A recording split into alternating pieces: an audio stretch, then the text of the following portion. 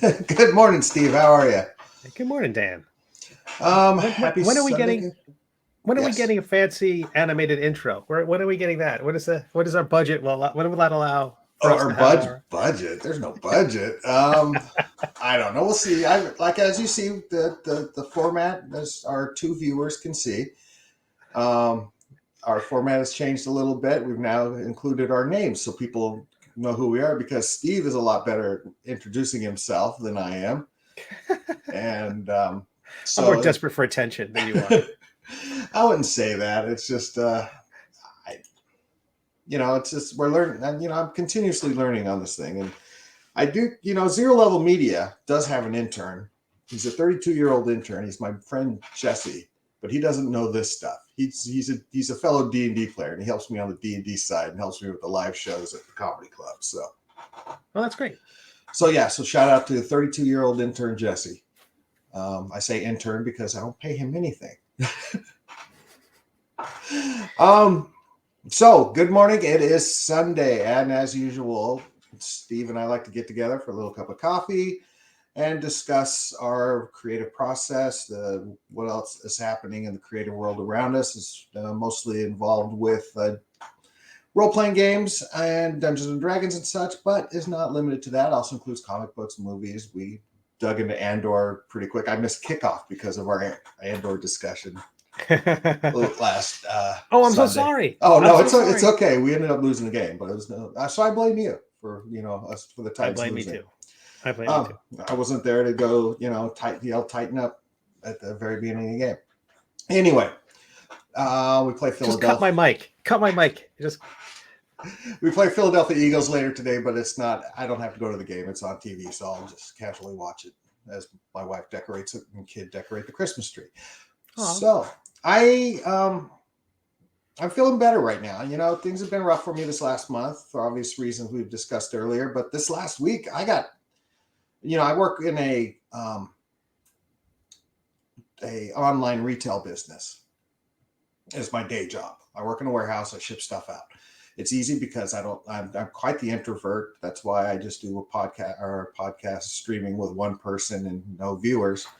Um, and I enjoy my job very much.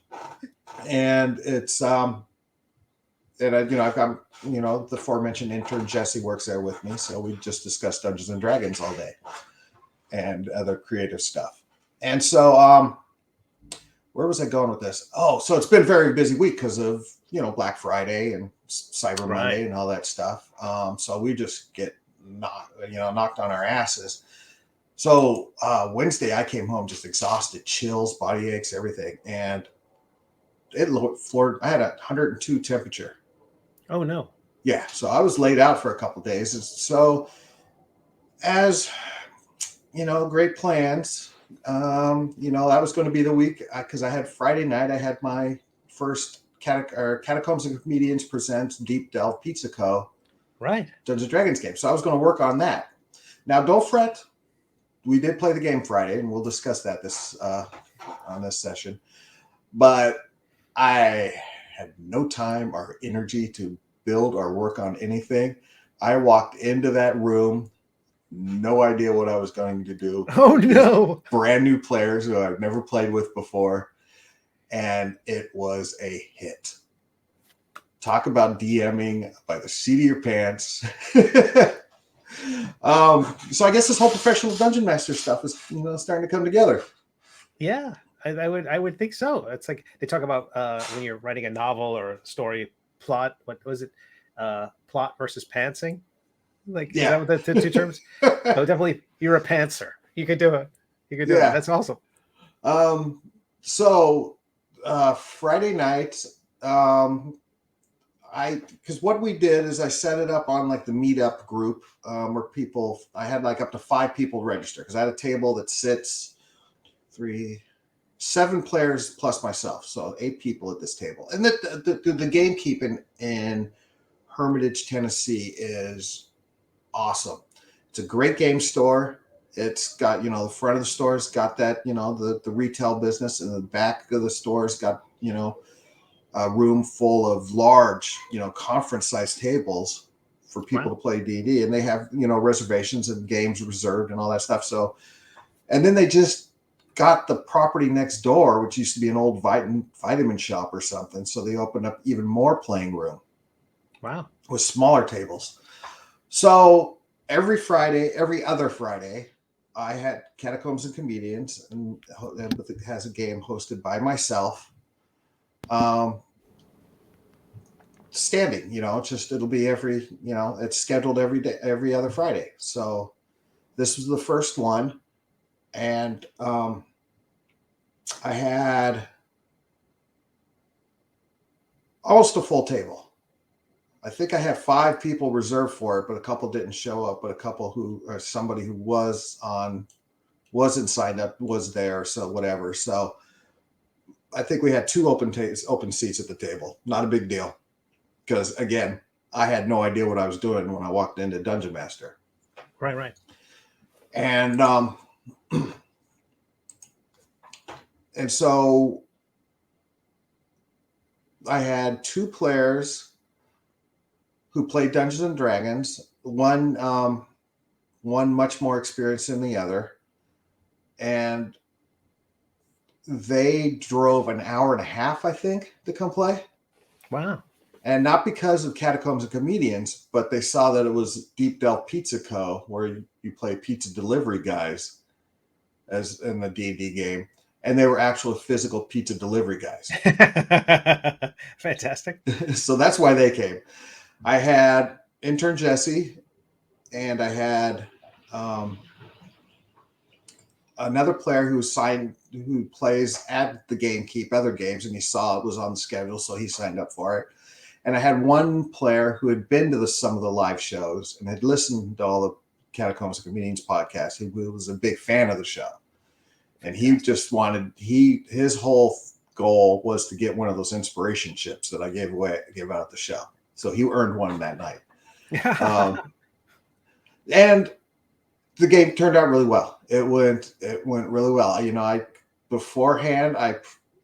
They all came with their own unique characters, except for one. I printed like 10 random first level characters, and he just chose one and made that character his own.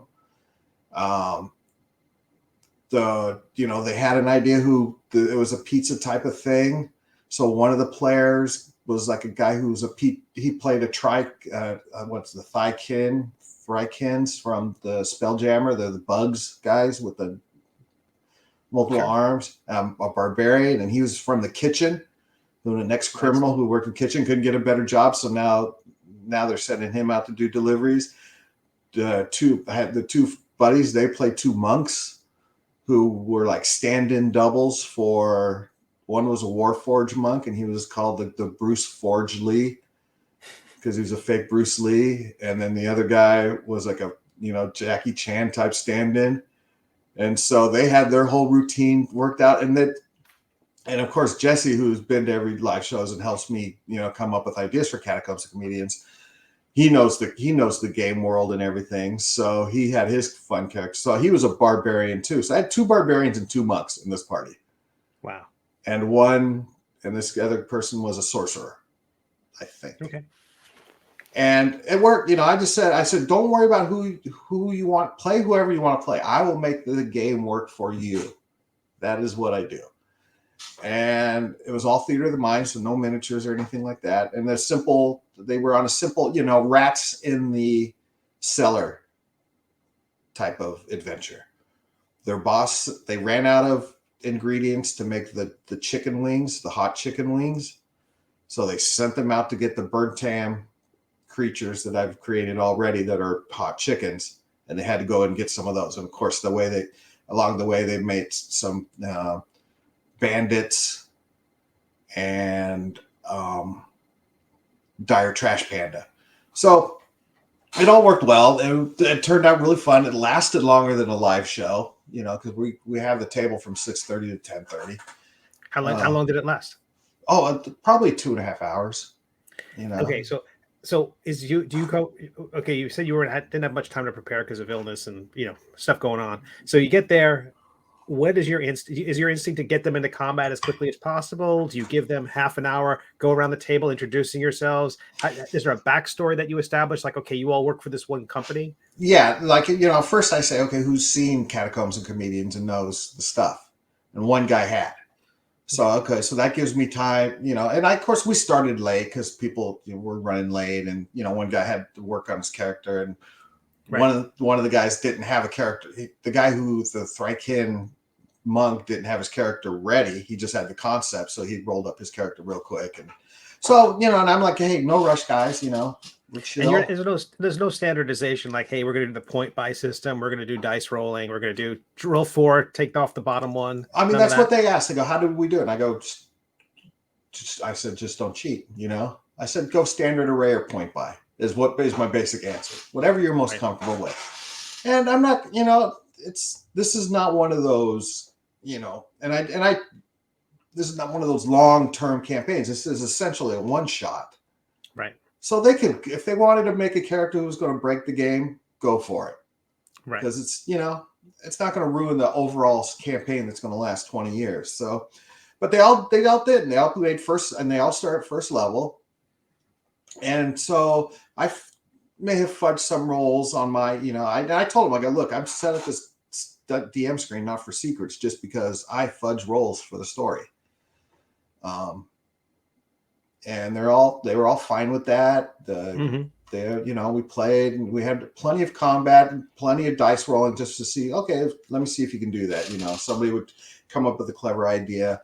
There was a lot of good jokes. I mean, it got to the point, because it's Catacombs Comedians, and that could get a little, let's say, blue or body. Sure. And so of course they're out there basically trying to round up chickens. So, but they can't kill the chickens because they're better fresh. So what are they going to do? Well, they're going to choke the chickens. So that so the other tables playing their Star Wars, miniature war games and Warcraft or whatever.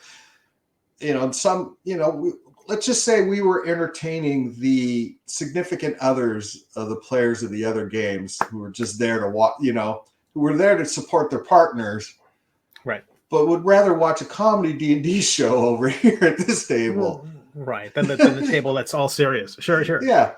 So we caught towards the end. We were saying, we see you over there watching. Yeah, it's fine, And people are laughing, and it was the players. And I was straight up open up front with them saying, look, I don't know how this is going to go. I'm way underprepared for this, but I appreciate you guys all for showing up. And they all had a great time, and they all said, we are coming back. That's awesome. They're going to, so I said, okay, well, you're all level 2 the next time you guys show up, So, yeah, and I don't want to play with these guys forever. I want other people to come in and experience the Catacombs Comedians thing. So I got to figure out how I can do that, because I don't want any players to dominate the table. Right.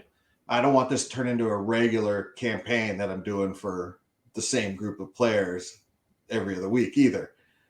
Right. So I'll see how that goes. I might just say, look, you're more than welcome to play, but no more, you can't play 2 consecutive games in a row, or, nights or something like that, Let's keep it all loose. And then I also gave them all comps to the next show at Zany's. Wow, that's great. Figuring. I think the idea of saying you can't play 2 games back to back is probably reasonable, just to give more people a chance to. Yeah. I told these guys they're all welcome back the next game, but now that I'm thinking about it, I'm like, yeah, maybe I got to figure out the exact way. I understand, because you're partly thinking of it as outreach, and so that outreach portion of it needs a consideration. That makes sense. Yeah, this game at the game store is essentially promotion for the live shows and the stream. And of course, they all got their Catacombs and Comedians Wrath of the Aristocat stickers to remind them of the upcoming stream January 4th on Twitch. And I gave, I've got extra of these Catacomb Comedians Halloween special stickers, so they all got some of those. Nice. The Deep Del Pizza Company stickers didn't arrive in time, so they don't get those yet. Next time. So yeah, so damn it, this is coming. I'm getting back on the horse. This has all went real well. I'm way motivated because of how well it went. Of course, it didn't motivate me to be a better prepared dungeon master. I'm going to get to the point where I can just figure I can just wing it all the time. Well, I mean, so much of D&D is dungeon mastering is improvisation, right? I mean, because you create this path for people to go down, and the very first thing they do is veer left. You know, they completely, you know, scrap the plan you had. So much of it's just laying track as the train's barreling down. So yeah, I imagine that the more comfortable you get, and I mean, the whole idea that this isn't a room full of 100 people, yeah, has to be a bit less pressure. That was a lot of because you're not being recorded. Yeah, my goal was to entertain these because I'm not counting intern Jesse. My goal was to entertain these 4 players, right? And that was it, as opposed to a room of 120 people, right, who paid to see the show, right? Yeah, these people didn't pay for anything; they just showed up. You know, they came in, and it was great. I mean, and some of them, I mean, what they gave me with idea wise, because one of the characters ended up, with a rock. And by the end of the session, it's like his pet rock. He could hear it talking to him. And it wasn't his idea. And I'm like, said the robot, the Warforged character has a pet rock. Mm-hmm. And now that's going to be a regular thing whenever that player plays with that character again. Well, and I'm going to name the character Balboa. Just so I don't think I told the player that yet. So, and it was just fun. The whole night was fun. There were lots of laughs. I had the one player who said he'd been to the shows and you could hear him. You could hear me on one of the podcasts. I'm the guy who's shouting out this. And I'm like, oh, you're one of those guys. Okay. I think intern Jesse called him super fan. But I mean, he was like, let me put on my DM. Sorry, I got to put my DM hat on, and he would say, this is, and I'm like, well, that's how you DM your game. This is how I DM my game, And so he had opinions about how you were. That's interesting too. I didn't even think about that aspect of it. Yeah, and they weren't bad, but he's like, and he goes, oh, I get, I figured that's what it was because I DM all the time too. Or, he was trying, but he didn't overplay it or overstep the guidelines or, boundaries as far as that is concerned. It was all fun. I'm like, hey, what if, again, this is loosey-goosey Dungeons and Dragons. Don't sweat it. That's great. Yeah, I'm like, look, I've played every edition over 40 some odd years. I'm not an expert. I've forgotten more rules than I remember. So, if you want to point something out, point something out. If it works for the game, it works for the game. If it doesn't, it won't, House rule. Instant house rule. Yeah.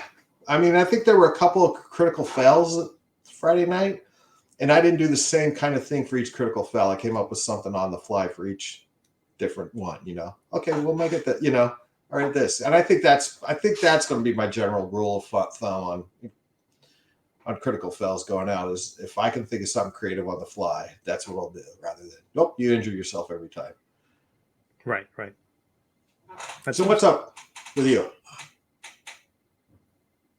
What do you got going? I'm just impressed. I'm super impressed. I'm thinking about, boy, that would be like such a high wire act of just here's, it's nice that Jesse was there because you have a little bit of a, you got one person at the table, but that's great. Congratulations. Yeah. I told him I took him out to dinner before we went straight from work to dinner to the store, so I bribed him with dinner to come. That's awesome. I don't. You touched on something that came up this week. I was looking at about Intoximancy and about the next project, and one of the things I was trying to find was feedback from people from my fairly silly, but it was meant to be fun, powerful, and playable. Those are the 3 things I was thinking about when creating a subclass for D&D as a commercial project, as something that you could kickstart. Uh-huh. And some of the critiques I heard when I went back and looked at what if it got any coverage during the campaign, and I found that there was a podcast. They've got, I think they have a YouTube channel as well, and they Facebook Live, and they were reviewing Kickstarters that were ongoing. And it was really interesting because one of the hosts was like, during the discussion, backed Intoximancy. I'm backing it right now.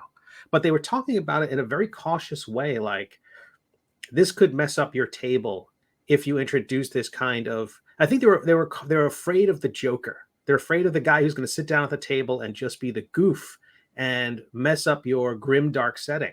You know what I mean? You've got this kind of thing, and you're doing Lord of the Rings, and you've got Merry and Pippin there. If you have a table full of Marys and Pippins, the world loses. So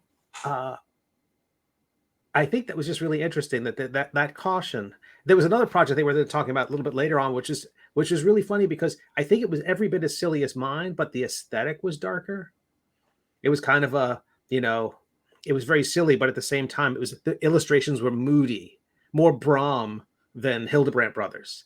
And I think that bought them some slack and made it very interesting. And I think it's something that's going to be rattling around the back of my head as I try to come up with the next project. And it was interesting that you're talking about how the lightheartedness of the table is not also what some gamers, the other gamers who are there, like, they're going to be very serious about what they're doing. And this is not a joke. This is you can't really shoehorn that kind of, 420, the game you were talking about has to be kind of its own beast.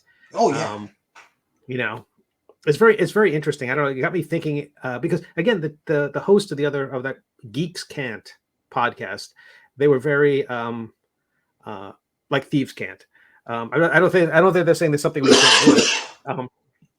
But they're they were very supportive, but I thought very thoughtful in their critique, and it was, to me, it changed the way I was thinking about things a little bit.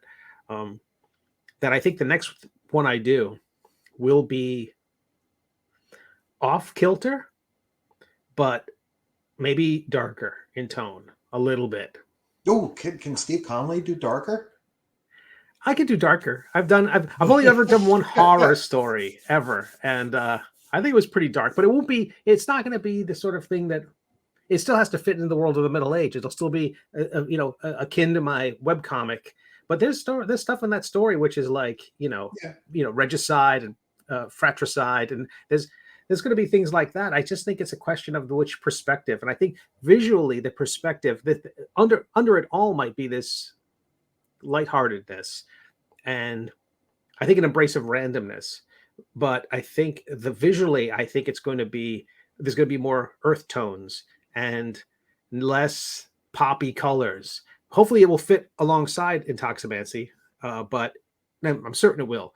But I think it's going to be me just trying to see what happens if I gear this for, I don't know, if I look at the covers of every single Dungeon Masters book or D&D book from first edition on to third edition, where second edition at least, advanced D&D, where my head was mostly imprinted.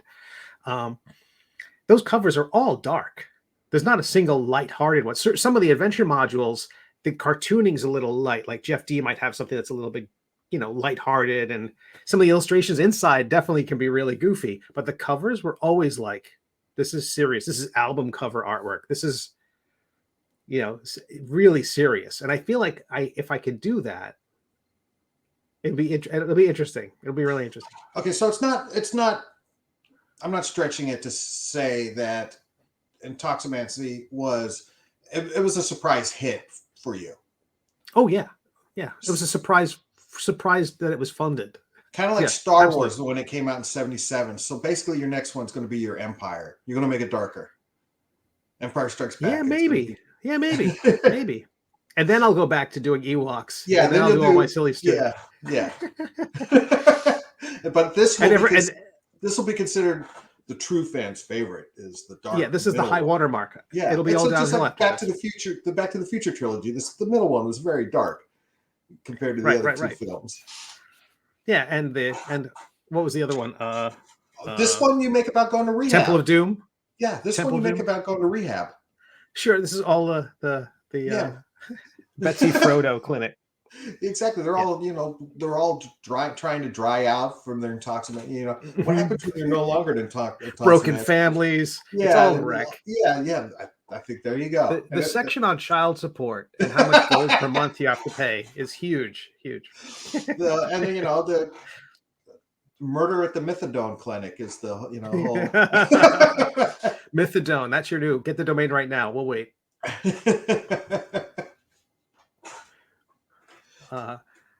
Yeah, that's but anyway, that's got me thinking. So I have been absolutely thinking about a lot of time, late nights on like, okay, I can't go to sleep. I'm typing up all these notes about what the next thing will be and how can the subclass work.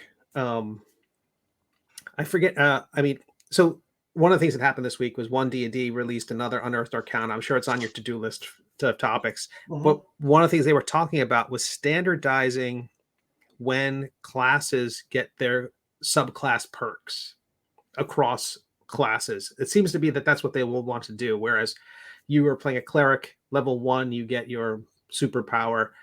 I think mages get it at level 3. Bards might get it at 2. It's all over the place when you get your individual subclass perks or your arcane, what do they call it for mages? Anyway, you get it at different levels. It seems like they want to standardize it throughout. So my thinking is creating a subclass. I would probably lean toward working on classes that already hit those marks, the ones that have become standard, like, because that way there's less shuffling later on. Like if I create a subclass that gives you a perk at level 2, I know they've said it's going to be backwards compatible. Big old asterisks over that. Yeah. But anyway, it's part of what I'm thinking is like, okay, if it then becomes a choice between this class or that class, I'll pick the one that is, whose grooves line up more with what we think one D&D will be. And I know one D&D, the final product, will be very different than all this spaghetti they're throwing at the wall right now. Yeah, but it's not wrong right now for us as creators of D&D content to be starting to utilize playtest material in our creation of stuff. Right. Our the flavor or the spin that this new take that money, because it'll just. I mean, we should be working on making things fit now as opposed to trying to wedge it in later. And Right. Yeah, it's a smart move. And I do think I also think we need to take them at their word. If they say 5 content is backwards compatible, I believe them. I do think there'll be tweaks. I do think, again, I think that almost everything they're going to do is going to be like, I think they're studying the Critical Role tapes and saying, how do we do that for everybody else? How do we make that? Because that seems to be, why would you mess with that? Why would you mess with this thing that is probably the best ad you could have right now, that you don't have to pay for? They're using your D&D Beyond product. They're, every week they're having fun. These voice actors are having fun in your world. Maybe it's their version of the world, but so I think things like drinking a potion as a bonus action, that's a house rule in Critical Role. I would bet you that will be included in 5e. I'm sorry, in 1D&D, because partly it's also that you go around a group and it's your turn. What do? I drink a potion. Okay, you move on. It seems like you finally get your turn. The combat tends to be 3 rounds, maybe 4 rounds. It goes 24 seconds. And most combat is, what is this? It's each round is 6 seconds, so it's over in 24 seconds. You've spent a quarter of that time drinking a potion. Is really dumb. So Intoximancy has a perk that if you drink, you can drink potions as a bonus action. So it seems like a weak perk, because if it becomes standard, but until it becomes standard, and it's a house rule a lot of tables have, but it wasn't the only perk you get at that level. Then the idea is, if you spend a full turn, if you spend your full action drinking a potion, the potion either lasts twice as long, or if it's a healing potion, it's increased by your intellect plus your proficiency or something like that. So you basically, if you're a mage, you drink a potion, if you're an Intoximancer, you get a bit more of a bump from it. And if it's a effect that would last an hour. Now it lasts 2. So that seemed like a decent thing to do. It accommodates where one D&D is going, but also is hopefully something that could be grandfathered in if if they do decide to tear up the floorboards and come up with something very different. I don't think they will. I still don't think they will. I think this is we're getting 5.5. We're not getting 6. We're going to get an iteration, and all this stuff they're doing, all these things that are contradictory and weird. I don't know. Unless you think it's about. Have you ever additional thoughts about the OGL and the SRD? There was some talk for a little while there, or at least one rumor from one YouTuber that there'd be no open game license. The way I see it is, we'll just continue to create material for D&D if we want, because they can't take the old one away, the OGL. They may not give us an SRD to work off of, right? So we might not be able to pull elements from new elements that they have anymore. But I don't think if there's no release of a brand new OGL or SRD, I don't think that means it's the end of third player contact or third party creations. There may be less of it, if that makes sense. Yeah, and then when we talked to Matt Forbeck, he really seemed to think that it was fairly understood that fourth edition's closed system is part of what contributed to it not having the kind of life that 3 and 5 have had. Right. I mean, when you think of all the stuff that Matt Mercer created, I mean, that's third party stuff. Right. And it's been such a boom for Dungeons and Dragons. I don't see them again. You're very right and very particular about pointing out the corporation wants that money as well. Right. But I also think they understand. You got to pay money to make money. Well, this is sort of, you got to lose money to make money too. So you can't generate revenue out of everything. They can just consider the revenue that they do not generate from third party creations as promotion for their product. Right. Sort of the way Disney turns a blind eye to fan artwork. Mm-hmm. It's interesting, but but as long as people don't try to sell anything with their official label on it. Like there was one guy who did a Kickstarter for an artwork, and it was clearly based on Marvel's characters, and so it was cresting toward 1 million, and they shut it down because these are our characters. What are you doing? And so I get that. I think I'm kind of so. Wizard of the Coast, Hasbro, TSR, the conglomerate that has a beholders are part of their intellectual property, but apparently not the design of the beholder, because I see them all the time. I see Matt Colville's new Flea Mortals book has essentially a beholder. The eyes are not on stalks; they're just floating there. But for all intents and purposes, it's a beholder. So it's interesting that the design of the thing is not it's like me making a Rancor toy, but it's a Rancor with a hat. It's like it feels like you give your Rancor horns and it's a whole different thing. Yeah, Godzilla in a Hawaiian shirt it's not Godzilla anymore. It's a different thing. And that's fine. I mean, that's what we came up. I don't know. I mean, because I love, like, instead of our beholder in the Catacombs Comedians world, we have a thing called the eye lick, which is just a floating eyeball with a giant bunch of tongues instead of stalks. That's great. And it's just creepy as hell. And you look at the Mind Flayer, it's very Cthulhu in essence. Right. It's just, so you can do your own Mind Flayer, but you just stick a couple more things on it, right, and call it. Oh, I'm not ripping off the Mind Flayer. It's open domain. It's a brain slicer. It's public domain. The Cthulhu look, yeah. Dreamweaver, yeah. I think Yeah, I don't know. It's interesting. I think, yeah, our versions in Catacombs Comedians is the Mind Suck. So, Good. yeah, so, and as far as Catacombs Comedians goes, and the, the fun I like to have with we're playing fun and that sort of stuff and parody, it's been fun creating these different elements that are, that's a beholder, that's a mind flayer, that's a. And yours might be protected by parody as well. It's a whole other thing. Like, do you think that because it's lighthearted and silly, and also you're not calling your product, the.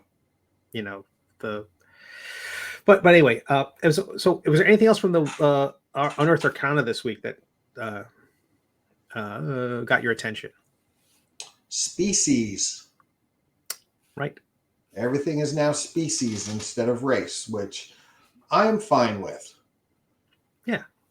But apparently people are already, no, it can't be species, because species, scientifically speaking, is, if you want to call them species, then there could be no half elves or half orcs. There can't be any more half races. Right. Because scientifically, species cannot procreate between one another. And science as we understand it, with very few exceptions. Yeah, I don't think science is a good argument here. I think exactly that's what I said. It's not a good argument, because you can't use science in a world that's got flying carpets, and because also race was also a scientific term, but that has been bastardized, and because it was appropriated and misused, that's why there's an issue with the term. And so they're trying to, whatever they're saying is like, sure, science is one thing, but that cultural context is something else. And so if species in the world of Dungeons and Dragons means something different than it does on Earth, fair enough. I mean, we're going to start arguing what, it's all semantics and nonsense words. But to me, it's like they're one of the last. I think someone pointed this out, that D&D is one of the last games to finally make this fix. But I don't know. Anyway, people love to get up in arms about stuff. And it's dumb. But I'm wondering, now, can we pull this off? If we have a species, the human species in the game, can we start utilizing the term race more and have different racial elements? The dwarf species going to be, it's like, is the hill dwarf and the mountain dwarf, are they different races within the same species? And can we still use race? Well, scientifically speaking, wasn't race a category above species? So it was like, yeah, I think it was. It was, but it was. People said, oh, that's a different. They used it in a way that was meant to, segregate and commodify people. They were bastards and so as they strip. So they've ruined the scientific aspect of it all. Uh-huh. I mean, in terms of what race means, it was like, we're the human race. We're everybody here. We're all the same. We're all basically, So it was like, it was meant to be it's kind of you could think of it as a unifying thing, but because these people use that term the way the same people nowadays use language to divide people, and hurt people, anyway, because of that, I feel like they've taken it off the table because, there's somebody out there with a business called, groomers, and it's, you bring your pet into groomers, and they're like, oh God, we have to change our name now because this term is being ruined. And so I feel that term, whatever noble purpose it might have served scientifically, it was taken over by misanthropes. And so that the game is getting rid of that, is jettisoning it, and everything else after that is more like, navel gazing, like a bunch of people like, but in fact it means, I'll have that it means this thing, and it's like, who cares? Yeah, but they're going to. But if you just say, there are going to be people who do that just to try to get, yeah, clicks or cred, or they're just going to they already have, their burr up their butt about something anyway. They're like, this is, I don't know. To me, it wouldn't change the game whatsoever. I don't think apart from it, the word race on the character sheet, I don't think the term has come up in any game I've ever played. It's only been, this is an elf, this is a human, this is a half elf. No one's ever said this is a elven race person who, the word, those terms don't come up. This is a species person. I understand the pushback in terms of species being thought of, again, culturally, not scientifically, culturally, as being something more sci-fi. And I realized that maybe they could have come up with another term that would have been more, I think lineage is every bit as realistic, or I think it is one that has not been misappropriated and misused. So if they said lineage, so if you are a dwarf, also they could have said background. They could have said anything, and especially if they're going to have kind of a hodgepodge of you're going to have a characters, certainly, because one of the things they really like to do is take off the fencing around these little categories. If you want to have a person who's half Goliath, 1/3 Goliath, 1/3 Arakoa, an eighth half elf on the grandmother's side, you're going to have this kind of combination of person, because that's kind of this melting pot that they're creating. So in the end, a species cocktail, so to speak. Yeah. Roll 18 dice and we'll figure out what your background is, because we're all in this together. I mean, if you scientifically, a friend of mine, this is a real problem for him. He's like, okay, this is a planet that seems to have, evolutionarily spawned 100 different intelligent life forms of different types, all with their own languages, all with their own cultures, and the planet's not much larger than ours, and it's all these things, and somehow, like, he's like, that's all ridiculous. So there had to have been some sort of Babel event. There had to have been something which is just sort of like, let's fracture everything and send people. Suddenly you've got this crazy world, which is this patchwork of all these cultures and all these languages and all these things. And so it's all nonsense. So the idea that we would let any of the real world baggage enter our fun times is stupid. And anything they can do to hold off the real world garbage from entering in our fun times, I'm all for them doing that. And see, this is not the most creative solution, but at least it's a solution. No, yeah, and probably a couple more terms may change before we get our final 1D&D in 2024. And the only other reason to keep it is tradition. A lot of people, I saw someone who had it was Matt Colville, who did a video about why are there dungeons? What's the point of a dungeon in D&D? And he's like, it's a horror. It's to have horror. You could die at any moment. It's like he pointed to a sheet that's in every player's handbook or dungeon master's guide, which is, here's the tools you need for dungeoneering. It's like, here's the 10-foot pole, here's the mirror, and all the stuff that it's in the books. It's in there. And he's like, well, one of the reasons they have it in there is because if you didn't have it in there, it wouldn't be Dungeons and Dragons. Yeah. Like, it's this historical artifact. Yeah. Yeah, I don't, it's the title and they're going to stick with it. I mean, but at this point they could just change it to D&D, but I don't, Right. No. It's too good. It's too good on they're not KFC. They like it because if they abandoned it, other people would start taking it, and they don't want to do that. We'd start putting it on our products if they abandoned it. No, and of course I ripped it off by making catacombs and comedians, because I got comedians. I need a word that starts with C that means dungeon. So I hit the thesaurus and found catacombs. Have any of your shows or any of your games gotten into a dungeon yet? No. Well, have they met? Yeah. I've had a dragon. Nice. Make an appearance. The tornado. What was it? The Dragonado, the tornado dragon, or dragon whose breath weapon is a tornado. So, but that was just to steer the characters in the direction I wanted to go, or keep them in the awful house. So they did. Okay, nice. Well, let's leave. No, there's a dragon out there. You can't leave. Well, just go and talk to the dragon. There is a dragon out there. Right.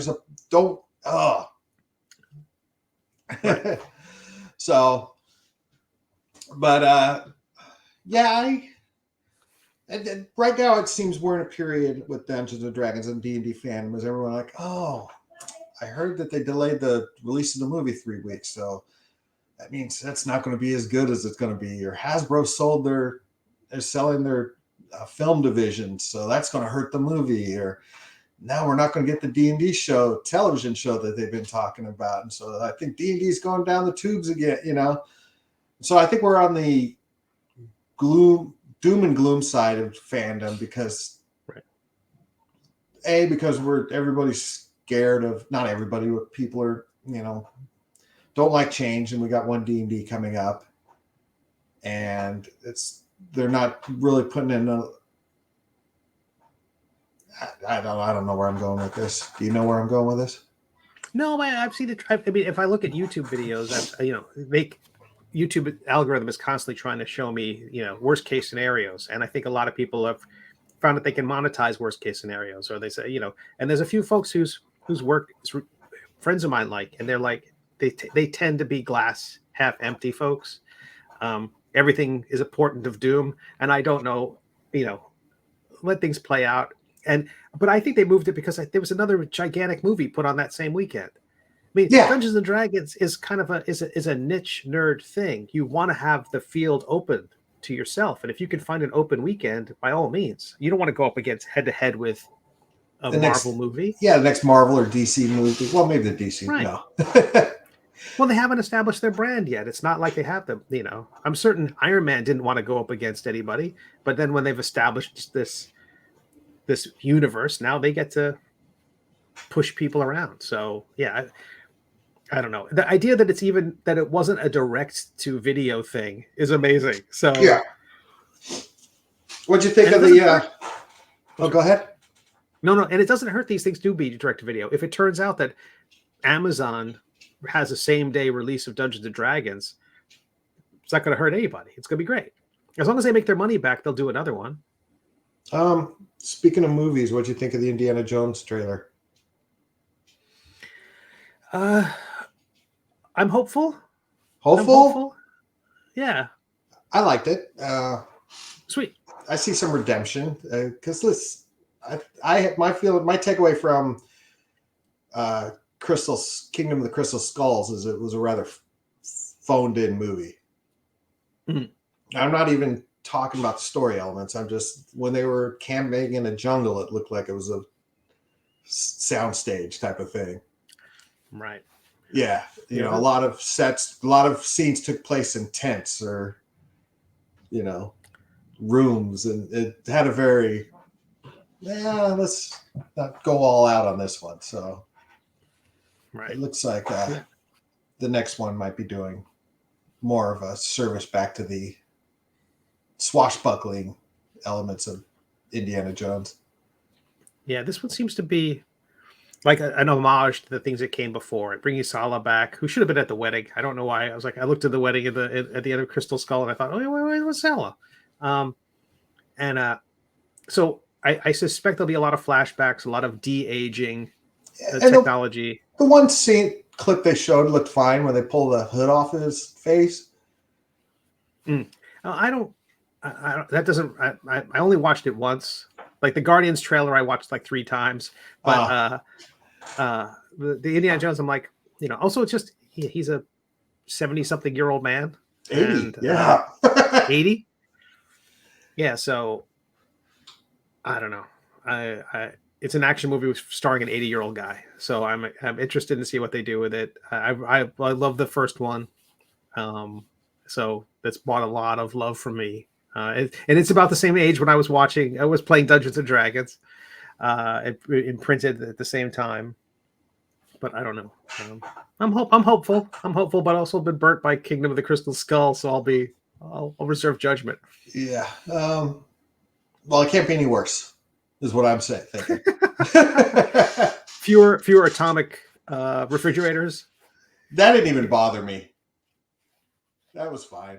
That was very Indiana Jones-ish to me, I think. But anything else we got to cover? I did, following your advice, I did get my Intoximancy put on Drive-Thru RPG. Okay.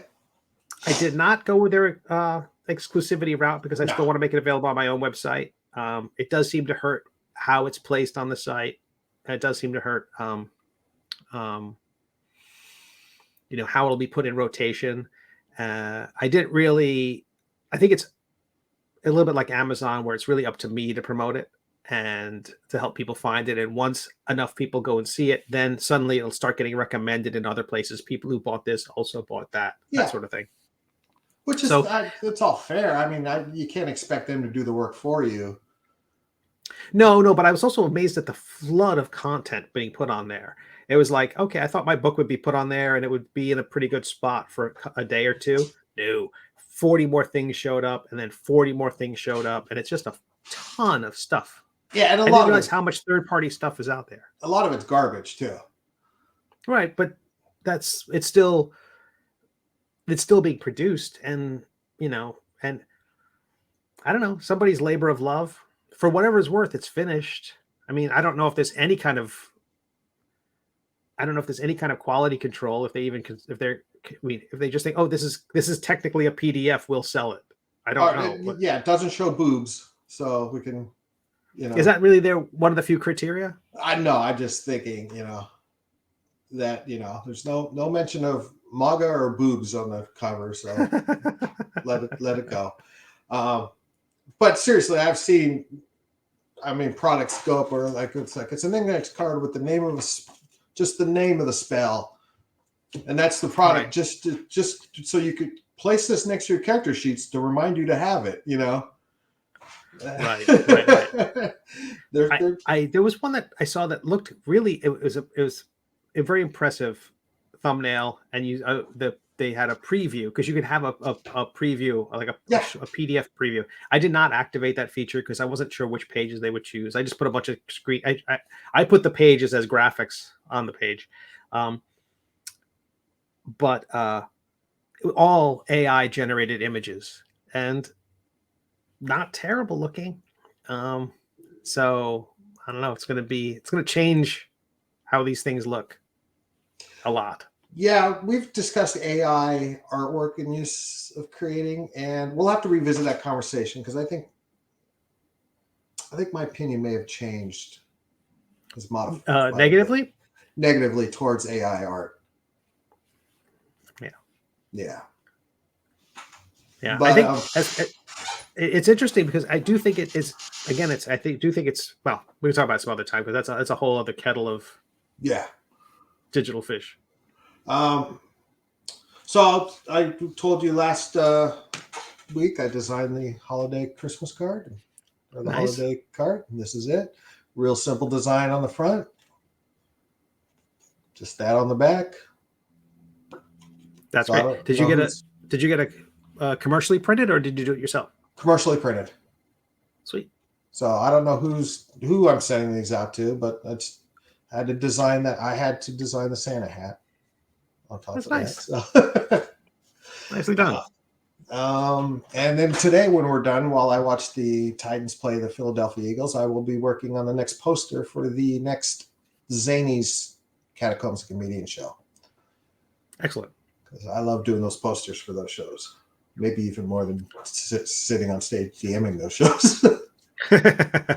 I will be packing up more of the minis Kickstarters. I got the cards. Oh, I don't think I showed you. Did I show you last week? I don't remember. Okay. Ooh, nice. So they are the various character cards, and so there's a set of 5, and so each one of the boxes, and they fit inside the mini boxes. So I don't have one here, but so I have them. I spent yesterday watching World Cup and putting these in plastic sleeves. And so they're going out. So the minis are going to go out. Hopefully I can pack up everything today, except 2 or 3 orders that require larger, weirder boxes. But I found the perfect box because each one of the minis comes in a little box. And so I have a box that can either sit 1 comfortably or sit 2 comfortably as well. So it's perfect. So, so everything. So the minis will go out. The Intoximancy book is being printed now. I might not get it. I might not get the hardcovers until right before Christmas. So I'm hoping they'll be out this year. I want all the shipping costs to be on this calendar year. But fingers crossed they arrive in time. But I thought I got my Intoximancy book the other day because I had a couple of those, folded, packages that you get, Sure. Flat rate books, type of thing. And I had a couple in my mailbox. And no, it's just this boring art book by Jeff Parker, Well, I'm hoping that the zine edition will be out before then, because I think that I'm expecting to get that from the printer before. But even that, I'm worried because I'm working with them to make sure that the spot UV on the cover is in the right place. So they've got weekend hours. I'll be calling them today too. So hopefully next week I'll have another update in terms of when the books will be out. But again, the PDF has been downloaded by a ton of people and the feedback has been great. In terms of even catching some typos and little things like that. So I was able to incorporate those into the books. So fingers crossed they made it into the hardcover. I did ask the printer to see anything that hasn't been printed. Can I have these fixes? But what I'm going to do is, I think in January, possibly when I launch the preview page for the next Zine Quest thing, I'm going to let everybody download I'm going to send everybody an update with a fresh PDF to download where you can catch all the type corrections and all the other things. So I'm hoping that is a good incentive to get people, oh yeah, I like Steve, I'll back his other book. Who doesn't like Steve? That's the shirt I'm going to get that says, I like Steve. I'm starting to lean towards my 4D20 game is going to be my February thing. Basically, that's awesome. It was today I thought, that way I could have the promised release date be April 20th. That's my thing that I think I have to put in big type on the page. If we unlock these stretch goals, that will push our deliverables back, because we're basically saying if this becomes really successful, I'm going to have to do more work. And I feel like I make these promises. Like I thought October, yes, there were 2 hurricanes, fine. But I feel like I should have accounted for that. I should have accounted for the hurricanes. Yeah, I should have accounted for my mother dying. Right. So, but the idea was really, if a stretch goal, I should need to say, okay, if we unlock the stretch goal, this will extend the deadline by this amount of time. Or at least, hey, we unlock this. By the way, this is what that means. I don't really make a case for that, or don't make the point of that, or put in the FAQ, things like that. I think I need to do that, because what slowed down the minis was getting the cards back. We unlocked these. I didn't know to do them before. I didn't even know I had to design them until we unlocked them. And so, next thing I know, I'm doing a bunch of paintings, Yeah. So it's all, I don't know. But people have been very kind. I think my whole goal is just to keep people informed, and they've been great. The one comment I get is, maybe you should move out of a hurricane area. Well, I'm all out of parents, so I don't need to worry about that. And running anything. Hey, this is adopted. Don't get adopted. This is how I deal with grief, Steve. I understand. That's yeah. Well, I understand that. All right. Well, on that note, it's been an hour, and I'm down to my last swallow of cold coffee. That's right. Well, and if people want to check out, if they go to steveconley.com, my website, my shop page now has PDF editions and digital editions, and you can pre-order the Intoximancy book there. I did have the backer kit, but backer kit was doing weird stuff with shipping. It's much easier to have it on my own site. So if they go to steveconley.com, just click shop, and then you can see tabletop role-playing games and stuff like that, and my comics and all the other garbage I do. And then I would recommend, if you have any interest in the crazy Catacombs and Comedians, Dungeons and Dragons comedy, fun stuff that we do, that you go to catacombscomedians.com and you join the mailing list. There is a direct link right there, front and center. Hop on that, because 2023 is going to be the year of the Catacomedians. I'm calling it.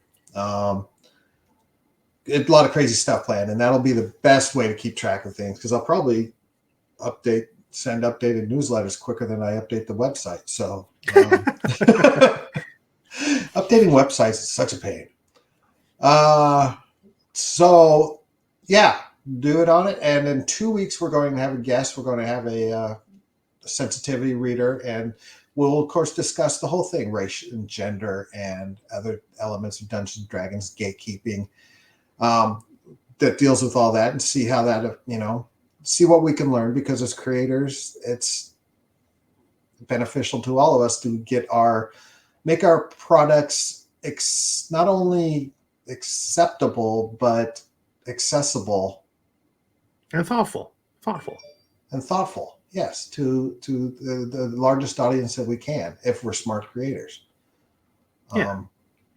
Makes perfect sense, and plus it's just better to be a nice person. Yeah. There you go. Thanks for joining us. We'll see you next week, when it's just going to probably be just me and Steve, talking about whatever. And may you make all of your saving throws.